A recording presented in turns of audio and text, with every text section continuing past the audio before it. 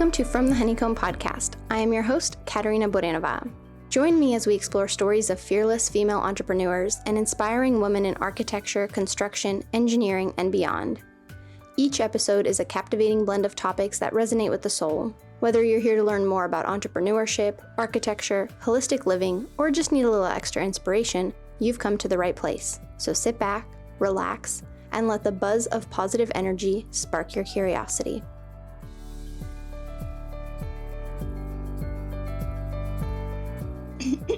Ready? Ready. I guess we're ready as we're ever going to be. That's true. For this episode.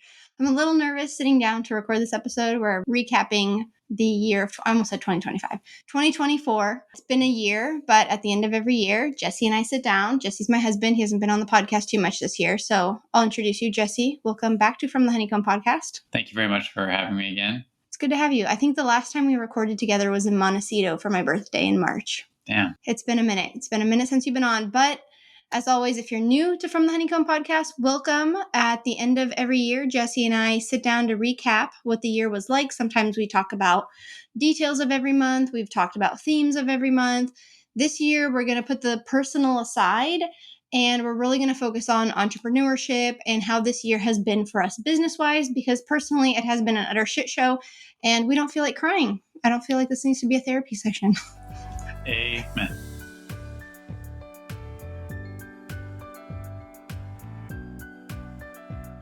So before we begin every episode, we like to take a moment to share something that we are grateful for in the present moment. And I know this is an audio platform, so you cannot hear Jesse's expression of, oh shit, I just forgot that we have to do that. Where internally, I was also having that same thought is, I cannot think of something, or I usually can. You got it? Okay, yeah, you go ahead. Okay, you go ahead. I have something I'm grateful for right now. Okay. I'm grateful that I'm in a position where I was able to say no to several professional opportunities this past couple of weeks, and that was a huge game changer for me. Oh, absolutely. I think there's so much power in the power of saying no, and I've definitely learned that this year, and so I'm proud of you too for saying no to some of the things. And there were things that, could have been great financially, business-wise, but yeah, and I'll get into a little bit of some of those things. Yeah. But in the moment, still a little anxious about business, but in the moment, I'm much less anxious than I was even a week ago. Oh, for sure. And you can even tell them how you're feeling, how your just physical appearance, mental, physical, emotional, you just seem more good. So there's so much to say to the power of saying no. For sure. And what are you grateful for? What am I grateful for in the present moment? I would say I am really grateful. I would have to say for just this moment itself. If listeners knew leading up to this moment, we were literally almost out the door going to REI. And I was like, we should double check if it's open. And we checked and it was closed. We weren't even supposed to go today, but we're like, oh, we have some time. We finished everything we need to do. Neither of us want to work today. And we decided not to, which I'm also grateful for. And we're just sitting at home and we have really nothing else planned the rest of the day. So I'm just kind of grateful for that. I mean, I'm catching up on some laundry. I've had little piles around my office of I'll just take care of this later. So I dealt with that. There's a pile downstairs of just things that have accumulated that I just want to get rid of. So I'm going to work on that. I'm probably going to watch a Christmas movie and I'm going to do my popcorn and cranberry decorations. And I'm just really grateful that today, and for anybody listening to this, is where you're recording the day after Thanksgiving. So it's just kind of a quiet day. I also just had a meeting with my IT guy. He helped me and I feel good about how he helped me set everything up because I had some issues with my new computer. So yeah, I just feel kind of grateful just for this moment that we're able to just kind of chill. Hi, it's me, Katerina. Before we jump into today's episode, I want to share with you something that can change the trajectory of your life. If you are ready to start your own architecture firm but are feeling overwhelmed by where to begin, I understand. Because I felt the same way when I first embarked on my entrepreneurial journey. This is why I have created the ebook, The Mindful Blueprint for Launching Your Architecture Firm. This comprehensive workbook contains everything I wish I had known before starting my own firm. From building a solid business plan to creating your brand, The Mindful Blueprint for Launching Your Architecture Firm offers a step-by-step guide tailored to your timeline, whether you're launching your firm today, next month, or in a few years. Dive into essential topics like financial planning, organization strategies, and how to secure your first client, all in one convenient resource. That's right, you don't have to spend hours researching. I have done that for you so you can focus on building your business. And that's not all. With your purchase, you'll also receive an exclusive meditation for business owners, mindfulness tips, a crystal guide for support, and gratitude exercises to help you stay focused and positive throughout your journey. Turn your dream of having your own firm into a reality with the Mindful Blueprint for launching your architecture firm. Click on the link in the show notes to get your copy today. Now, let's dive into the episode. So at the beginning of 2024, you and I both chose words for the year. And that's also something I want this episode to focus on. And my word of the year was to create. To create, whether it was tangible, intangible things. I wanted to create abundance. I wanted to create a community. I had been working on a draft of my ebook, and I just wanted to really have fun creating. So that was my word of the year, create. Your word of the year was to build. And how do you think now throughout the year, did that word come up? Did that word resonate with what you were doing this year? Yes, it did. I won't say that in this moment that I really know what I meant in that moment for build, Mm-hmm. like each definition or context of build. I had this time, beginning of 2024, I had just signed up a project, just pulled a permit. So I thought this year I would just be crushing it, literally building, Mm-hmm. and that just wasn't the case. Client changes, engineering revision delays, city approval delays, it just was not the year, that project didn't take off like I thought, but I was building my company. I've identified a few people that I want to onboard, probably Q1 next year. I've built a lot of interest in the community as far as people who'd like me to come on board with projects. And so I've done a lot of building there. And I think I've built a lot of my professional, sort of my business sense this year. Mm-hmm. I've definitely felt like I've sort of built my business persona. Mm-hmm. So last week, or actually it was this week, Monday, I went in and presented a budget on a project, and it was a very large budget, but I went in with just a ton of confidence and not apologetic, and just that those numbers are the numbers. And I was able to actually give a time period of which I would remain available. And that took a lot. I don't think I could have done that January of this year, but I definitely felt like that after the year we've had, like I was able to walk in amongst some of Laguna Beach's best architects, best interior designers, people with a lot of influence, a lot of clout in town. I was able to walk in, 100% be me, present.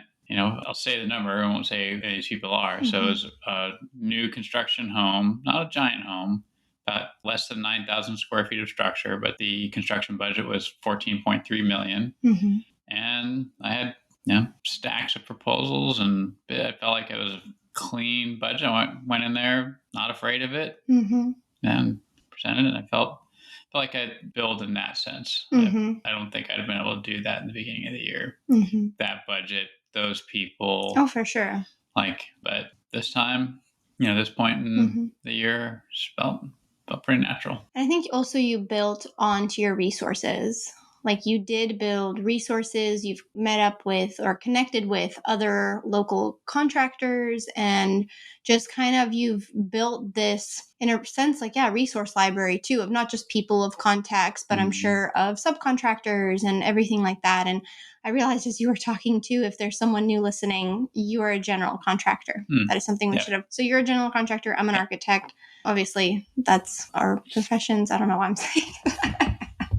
Obviously, that's our profession. I don't know. It's been a minute since I sat down to record too. So anyway, everybody knows I'm an architect. But anyway, if someone's new, you're a general contractor. I'm a general contractor here in Laguna Beach. Pretty much only do residential.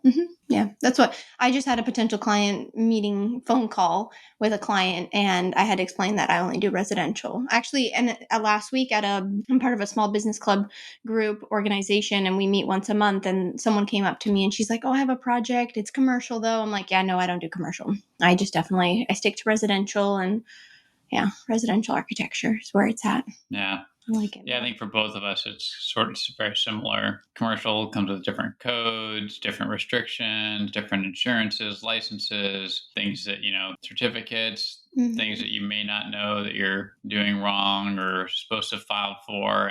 And I know for me, and probably for you also, like I'm not very competitively priced Oh, yeah, that's in the different. commercial industry. Like there's a reason why I command the wage I do in residential, is because I'm very knowledgeable and, and can speak at great depth about my knowledge in residential, but in a commercial environment, it's different. Yeah, It's really different. And I was actually at a conference earlier this month, and I was talking to another woman, and she's an architect, and she's like, yeah, we only do commercial. And I'm like, ooh, commercial's too much. She's like, residential? She's like, I stick away from residential. She's like, how do you deal with all the clients?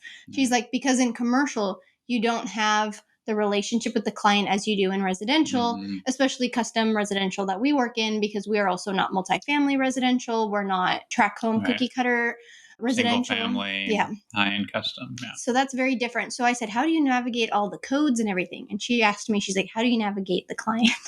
Yeah. So I thought that was it's interesting. It's kind of, you have to pick which one do you want to do, is the commercial. And then of course there's hospitality, hotels, things like restaurants. Then there's also industrial. I mean, you get into airplanes. Well, that's also, you can design airplanes, but also airports. And on a bigger sense, there's obviously educational, which I have to say this year too, I've had a good group of architects on the podcast where there's been a little bit of everybody, kind of educational, residential, commercial. So it's been kind of nice. I was thinking about that. But you and I stick mostly to residential. And so I have my own residential architecture company. You have your own residential construction company. And this year officially has been my first full year working for myself.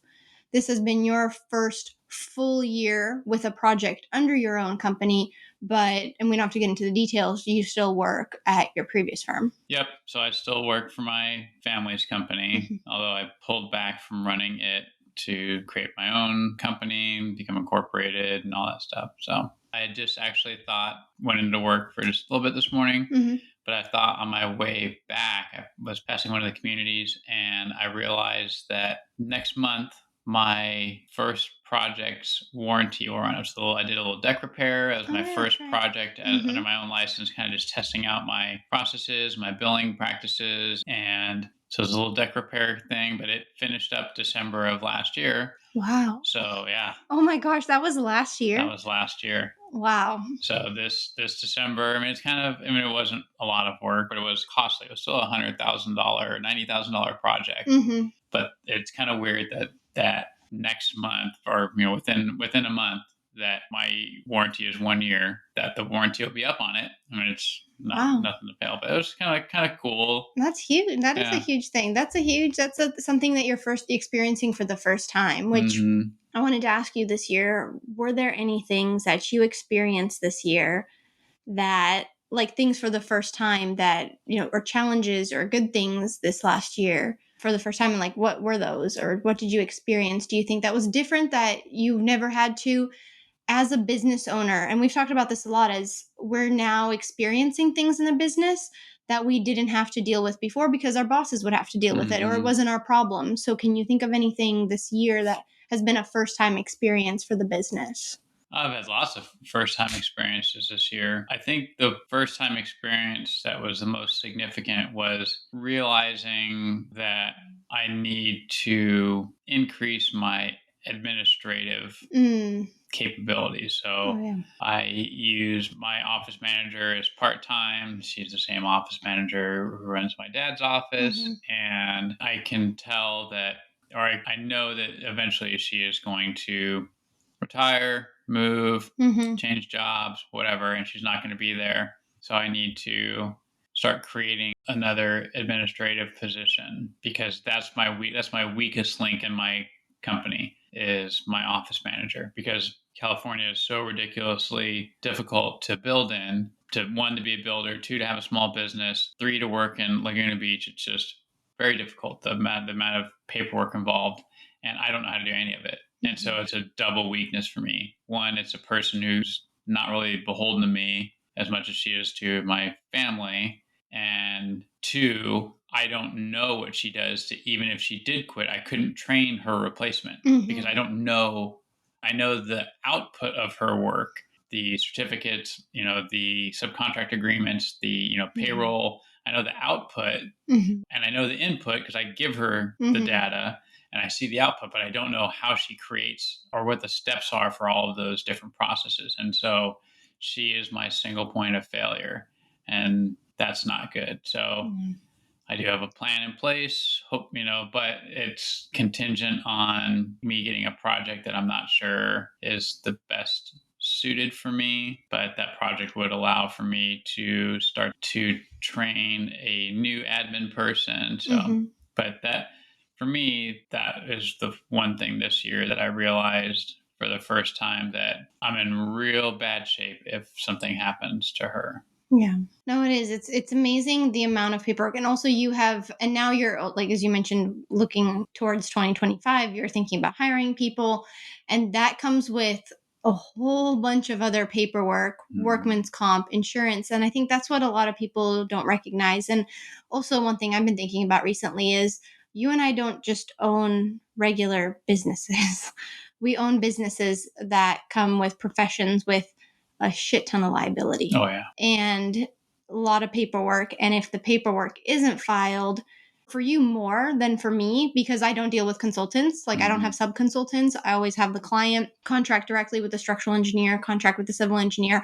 I oversee and I coordinate, but I never contract with them as you have, where it kind of trickles down into the responsibilities and you have the subcontractor, and it's about warranties and insurances and paying them on time and all of that. And I never really understood how the contractors do all of that. And I know each contractor is very different and everybody has their own ways, but seeing how you've been doing it has really been enlightening for me, because I understand even when I make changes now, even on my end architecturally, what domino effect does that do to the contractor before construction and during construction. And like we were talking about it, the client decides to change out a light fixture and maybe it had trim, maybe it didn't. And I was like, oh yeah, what's the change? You just tell the electrician, that's it. But then you're like, oh, you have the drywaller involved and then the painter's involved. And it's like, I didn't think about it. But depending on how the light is finished in the ceiling, whether or not there's a trim, so like a little trim piece around it, or it's exposed, or if it's round, or if it's square, because then square, you have to line everything up. Round is easier. And it's just like those little tiny changes where for an architect, we just wave our magic wand and that's how we want to change it. For you, there are so many more implications. And so it's been really interesting to see. For instance, in the budget presentation I did on Monday, I was going through the reason why I have an administrative fee and what that fee does for the client. And so I was going through just the list, which is a long list. And then I had got to the part where I talk about office managers, make sure that all the paperwork is done on a subcontractor prior to them starting work. And I just kind of list off the things that we do. When I get down to auto insurance, and the client, and I think I forgot to tell you about this. The client's like, that was actually the interior designer, but why do you need the auto insurance to make sure that auto insurance is correct? And so that's an excellent question. I said, well, I always encourage clients to get course of construction insurance because that covers things that like materials and things that my general liability doesn't cover on a project. So I always encourage clients to get a good course of construction insurance policy. Covers, things like if there's materials that are damaged after they're delivered, blah, blah, blah. I said, sometimes there's opportunities to park vehicles on the project, which is ideal because a lot of our communities, parking is very difficult in Laguna Beach. So if there's parking on site, that just means more men working faster rather than driving around looking for parking and walking and all that stuff. I said, but if that subcontractor pulls onto the property to park and runs into another vehicle, breaks some material, does anything with their vehicle, the only insurance that covers that is automobile insurance. So it's not my general liability. It's not the homeowner's course of construction. If they break or damage something with their vehicle and they do not have valid auto insurance, it's not covered. Interesting. It's one of those small, tiny things that just another thing you have to close the loop on and I say that specifically because I said most contractors don't do the due diligence and make sure that level of paperwork's done.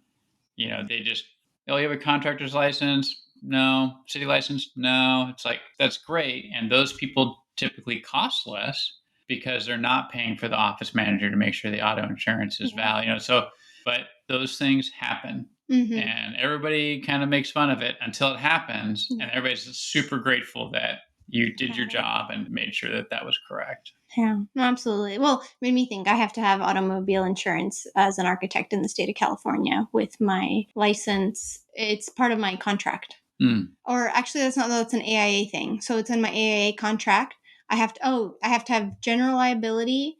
And the state of California requires general liability and car insurance for me, not professional liability. I take that on by myself. But yeah, it's interesting. And that's the thing is, I think a lot of people don't understand too, is the amount of insurances we have to carry as GC, as an architect. I know most of my listeners are in the industry, so they understand, but the few that aren't, you don't understand. And then it's like, oh, well, why don't you hire someone?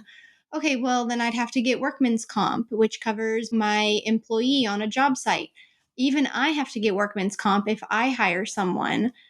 I think it's not considered, I don't know if it's called exactly workman's comp, but I have to get insurance. Then you have to get insurance. What is the other insurance that you have to get? And I don't want this to be an insurance episode, but there's an insurance that if your employee tries to sue you for something, there's an insurance for that too. It's not general liability because that's if your client sues you, but then there's like an employee liability or insurance. I mean, it's mind blowing how much insurance it is. But anyway, I don't want to get tangent off into the insurance world, but that's something that we're constantly thinking about. And one topic I wanted to talk to you about too, which I've realized a lot this year, is that, and I've noticed it, I don't think your family will have ever made a comment about this because they work for themselves and they have a business and they know how hard it is. But I've had mostly family members, some friends who are like, oh, well, now that you have your own business, like you have more time, like you can come visit me, you can go do this, you can do. And I'm like, I don't think you understand. Now that I have my own business, I have less time, especially in this last year, because I have been building up my business and I have spent so much time. It's the getting contacts, it's getting projects, it's meeting with clients. It's not only doing my billable work, but the work to be able to have billable work, the unbillable time that I have to do meetings and I meet with clients and all of that. I have less time. And I have, in some sense, money wise, I feel like I've been making good money, but there was a clip I saw, a reel, and it was like, if you are a business owner or if you want to be a business owner, then you will think differently about buying a ticket to like a music concert than you would if you are an employee and you know that in 2 weeks you're going to get a check. And I think because of how young my business is, I still I'm very cautious with where I'm spending money because I've had later on in the year, I was crushing it throughout spring, summer, and then in the fall, I had a dip. And having to remember that, okay, there's going to be ebbs and flows in business like that. So even from a financial standpoint, that's also like, oh my gosh, you must be making so much money, all this money, and you have all this time. It's like, well, kind of have less money to spend on stuff. I mean, I will say, like, I have been, knock on wood, this has been a really great year for me. I've officially made the most money I've ever made in my entire life. But I've also had expenses that come with it, from the business aspect, which is something I want to talk about most recently for my end this year, is my laptop broke last week. And I kind of panicked. I was actually pretty calm. You thought I was really calm. Yeah, you're very calm. I was actually I think because there's just been so much happening. And I was just like, what? Bring it next. Like, what next, universe? Like, just hit me with something else. And it broke that afternoon. I got on the phone with my IT guy. That's who I met with earlier today. He helped me figure out some last other things with it. But I sat down and I was able to purchase, it ended up being the wrong laptop, but I spent $3,500 on a laptop without even thinking about the cost. I upgraded to the fastest shipping, the biggest, best laptop I could get. But that's because I have money that I've been saving in the background for my company for things like this. Now, I'm also saving money for things like lawsuit things and, insurance things that will come up potentially in the future. And you want to be protected, even though you have to pay your minimums and things like that. So going back to the money thing is, as a business owner, I'm making all this money, but I'm also saving money because it was pretty amazing to not think 1 second about, can I afford this? Can I pay my credit card if I put this on my credit card? And I have to say I'm really proud of myself with how I've been able to manage my business and my finances in order to be like, yep, charge it. I'm good. Like I haven't been pulling out the maximum money either. I've been making amazing money, but I've also kept it in my company because I also want to invest in my company. And there's things I'm looking at for 2025 that I would also like to invest in, which is like getting a new website and things like that. Like that's one thing that just kind of comes to mind. But you're constantly making these investments into the company. So that's kind of for me a personal side that I've seen really this year of like things in my business. And just so that's why I was wondering, I don't think you've had anybody who's been like, oh my God, now that you have your own business, like you must have so much free time. No, I haven't had that.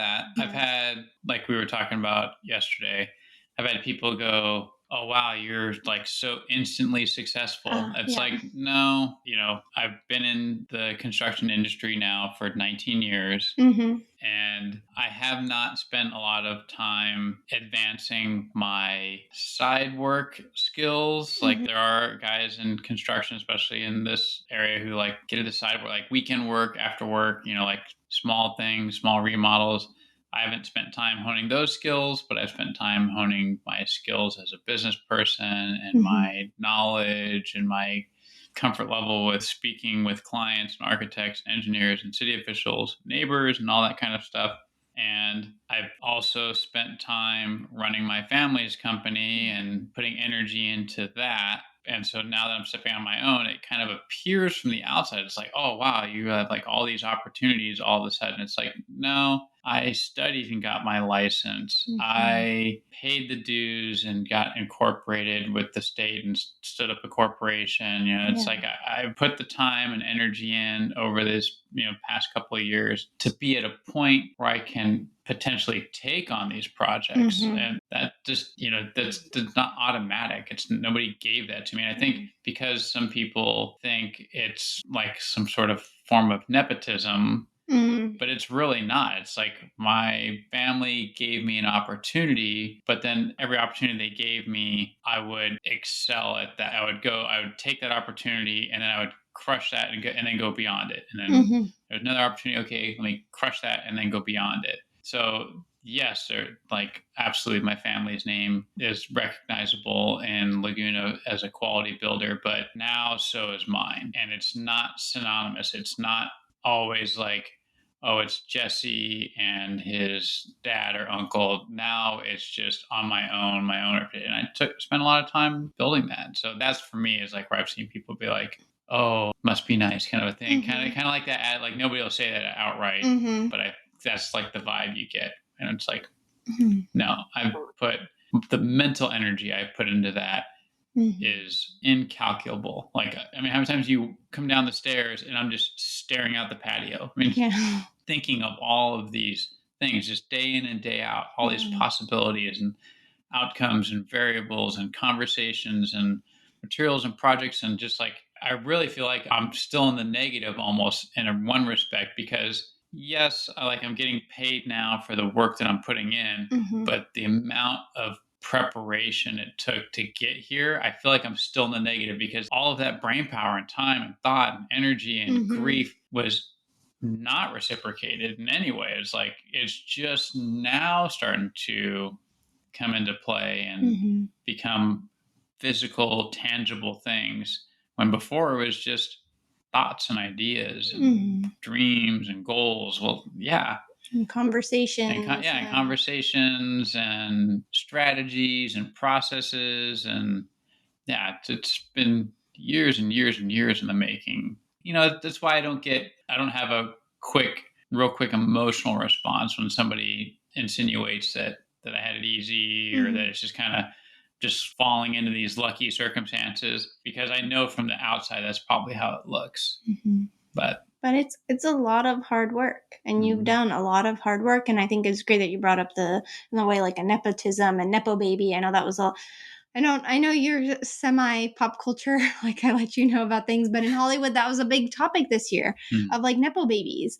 And I kind of also thought about that with you in a sense of like, but then I see the work that you've done. And we kind of were even talking about it yesterday on the way home from Thanksgiving about opportunities. And when you like, this is going to go kind of off tangent. I don't even know if we need to go there, but like, I was talking about how I feel like I've been hired because I'm a female. Mm-hmm. And that may have been one of the only reasons I got hired. You know, maybe I was the competent female, but we were talking about taking those opportunities. And like you just said, you have had an opportunity to, with your family, you were given this opportunity, but you took it to the next level. And I think that just shows how much more work that you have done. And so I think, yeah, a lot of people don't recognize how much hard work it is. And like I talked about it a little bit on the podcast, and I think you talked about it, or we've talked about the early mornings, and it's the work that you don't see. And I think that also goes into it.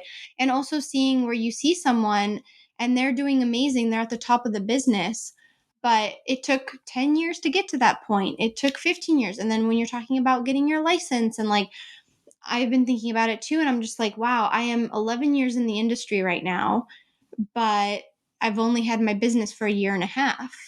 And it's just like, but in that 11 years, I went to architecture school. I got my license. I worked at multiple jobs. I had internships. And it's like, I consider where I am now thanks to what I did when I got my very first internship, summer of 2013. And here I am now. Why was that smile for? Why are you smiling? Nothing. Why? Nothing. 2013, right? I said it right. What are you smiling Nothing. for? Why is... I don't know. You just kind of like gave a little smirk. smirk. Edit all this out now. No.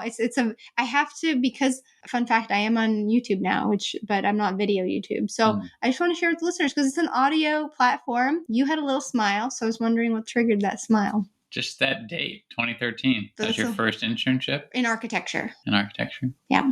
It was my first job, but it was my first paid architectural job. First architectural job. The summer before I started architecture school, I briefly went in to an architecture firm, maybe 3 or 4 times within that summer, just to kind of see what an architecture firm is like. That the one in Newport? Yeah.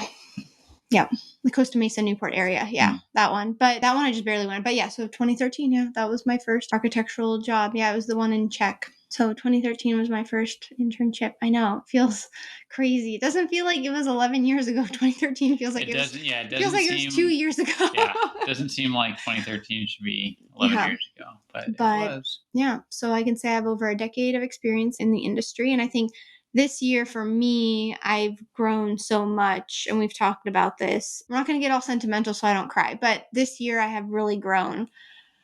Deep breaths, a lot, professionally, personally. And that's something too, when we were talking about when I had the computer issue, and it was just like on top of, this month has really been a hard month for us. And then just the last thing you need is your computer. Of course, your computer dies at like the worst possible time. Thankfully, I didn't have many deadlines, which as I'm working right now, I'm like, I don't have that many deadlines. I'm okay. Like, I feel like we are also really burnt out this year. It's really pushed us. And so I think that's also a reason today we're just both like, don't really want to do stuff, even though we're putting the podcast episode together, and I'll be sending it out for my editor to do. But I would say I've really grown a lot this year in myself.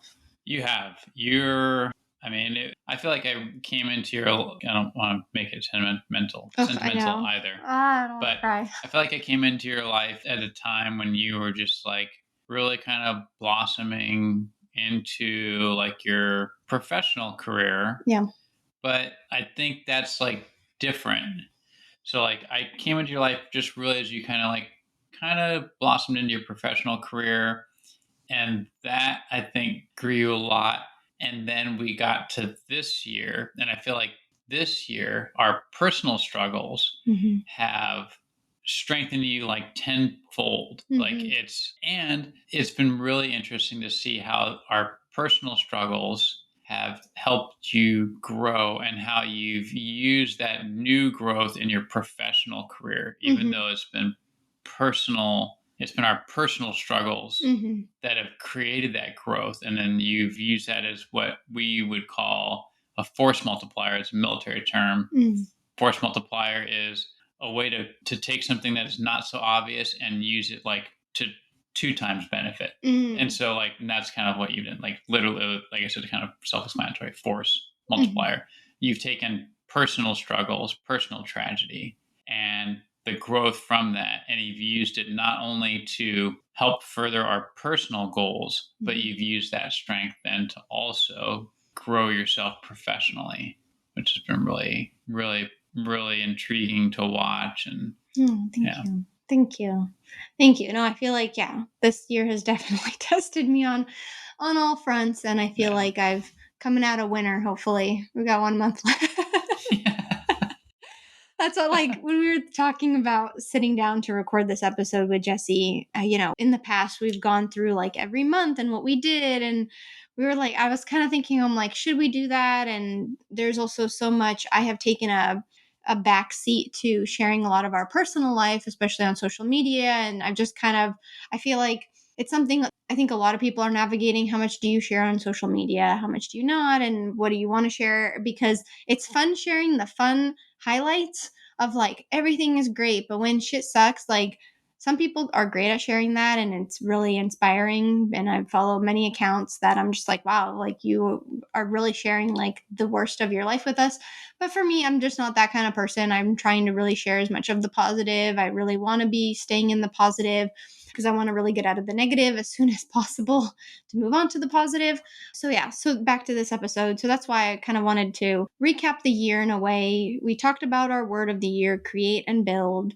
And I think we both, honored those words in ways that maybe at first we thought that's how the year was going to go. And then, of course, as life happens, life throws things at you. And I like that. I think even now at the end of 2024, our words still resonate with what we're doing and what we're trying to create and build this year. And so it'll be interesting what words we come up for next year. Sure. No, I think this year has been really, really good. And I think just in kind of looking at and just thinking about this year. Oh, you know what I realized? I have been back in California for 7 years now. That's how long I lived in Chicago, 7 years, which is very different. I wouldn't say I lived there 7 years, though, because summers I was gone. Christmas break, I was gone for 5 years. And then I lived there 2 years after architecture school. And I think because in architecture school, I was constantly gone for like at least what felt like half the, third of the year. I wouldn't say it's 7 years, but it's amazing that I've been back in California for 7 years. Wow. It's crazy to think that we're going into the 8th year now. So it'll be the 8th year. So feels good where we are business wise. I would say, and I can see my list of goals for this year. Every quarter I had something, and really I hit the biggest goals every quarter that I made for myself. And I think I'm going to do the same thing for 2025 for my business, is have a goal for quarter 1, quarter 2, quarter 3, quarter 4. What's been really nice is now I know the ebbs and flows of the year, what's happening. Obviously, this year was a very interesting, I thought it was, because of the election. And I'm not going to get political, but because the election did have an impact on our businesses in some shape or form. And I definitely felt it in August and September when things slowed down. People started to wait. Even we are in residential architecture and construction. There was some hesitation. And then it definitely feels like people are ready to start building again after the election. So there was also that this year. And I think this was just a very, astrologically, we don't have to get into the depths of that, but that's something that definitely there were a lot of astrological moments this year that also had huge impacts on us personally and on us as a global community. So, yeah.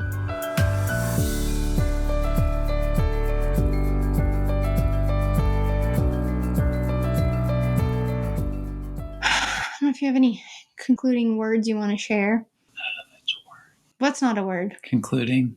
Well, it is my podcast. So do I have anything? I don't know. I guess in conclusion, I don't know like who's listening, right? But I guess in conclusion, what I would have told myself when establishing the word for the year and everything was just don't give up.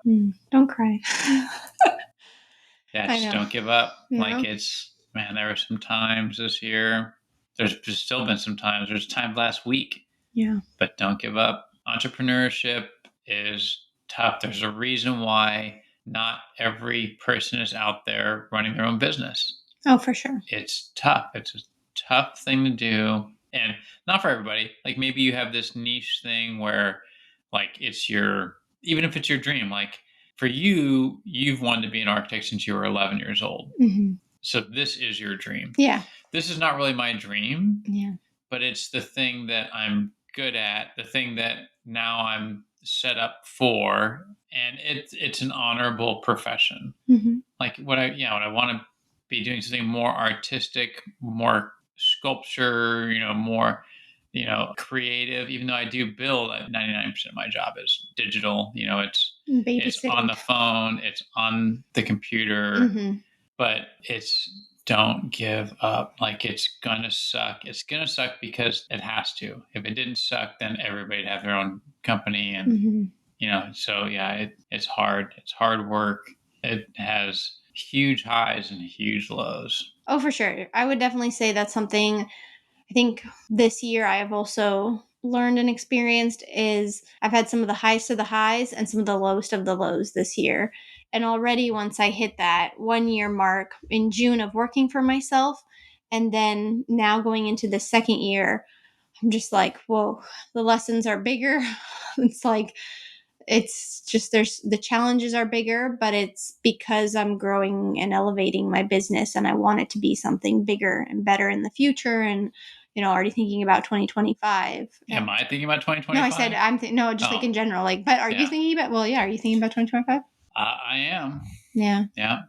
I have to. Oh, well, so do you. I know. Well, I've already last quarter, I already started writing down what do I want to do for end of the quarter of 2024 and what do I see myself doing next year. Yeah. And so we have the second part of our Katerina hike coming up. Fingers crossed. I think we're going to be able to do it. We're doing a test hike tomorrow.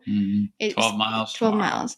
It was kind of a touch and go just because we haven't been as active the last few weeks. It's just been too much. I hurt my knee. That was kind of a huge setback for me personally. I hurt my elbow. You've got a hurt knee. Yeah. So we were kind of like, can we physically do it? But probably we'll see how tomorrow goes. And that's one thing I want us to do more in 2025 because we even had a small little moment this month where we were able to get away and we took a day to just kind of just vacation, do touristy shit, just not worry about, it wasn't a travel day. It wasn't a doing something while we're going somewhere. It was just kind of a day. And we were both like, look, that was kind of a nice little reset. And so I think for 2025, remembering we do need those little resets because I think too, we've been working so much and it's dipped into our weekends and that's okay sometimes. And sometimes it happens. And I think that's also something too, when you are thinking about entrepreneurship and everyone's like, well, yeah, you shouldn't work weekends. And I see something and I've been seeing someone who's like, architects should never work on the weekends. And I'm like, yeah, but sometimes I don't mind working on the weekend because guess what? Then I can take a day off. For me, I could take a day off in the week if I want. But also it means I can have 2 half days in the week if I work on the week. It's finding that balance. And I don't want this episode to go on forever, but it's finding a balance because you're more of a creative field than I am, but I'm sometimes my work is creative. It's finding the balance and if the mood strikes you, then that's when you kind of have to work. Yeah. Because it's a creative process. It's not like you're, doing something that's just assembling a predetermined set of items. It's like, well, then, don't work on that day. Okay, then don't work. That number of widgets doesn't get built that day. But in a creative environment, it's like if you feel the mood, there's plenty of time for you and I'll just be like, on non-typical work hours, just be like, oh man, and then just start jotting down some stuff and be like, oh, that's gold to what I didn't know that was coming, but to create that time. So so I think it's important to take advantage of those little moments. Oh yeah, for sure. It absolutely is. Absolutely is. Well, thank you for coming on the podcast. Thanks for having me. I think this was good. I think this was a good little recap. I feel like we definitely I learned a little bit more about your entrepreneurship journey this year just from listening to you. And let's hope for 2025 being a great, successful, abundant year for both our businesses and for our sanity. 2025. Yeah, it's going to be a great year. It's going to be good. I have good feelings about it. We just got to survive last few weeks of 2024, but feels good. So thanks again for coming on. Thanks, my love. Thank you for tuning in to this episode of From the Honeycomb podcast. If you enjoyed it, please take a moment to rate, review, and share it with your friends. To stay connected, follow me on Instagram @From the Honeycomb podcast And you can support the podcast through the Patreon link in the show notes. And don't forget to subscribe to my monthly newsletter where I share exclusive behind-the-scenes content and tips on running a mindful and successful architecture business. Thank you again for listening, and stay curious.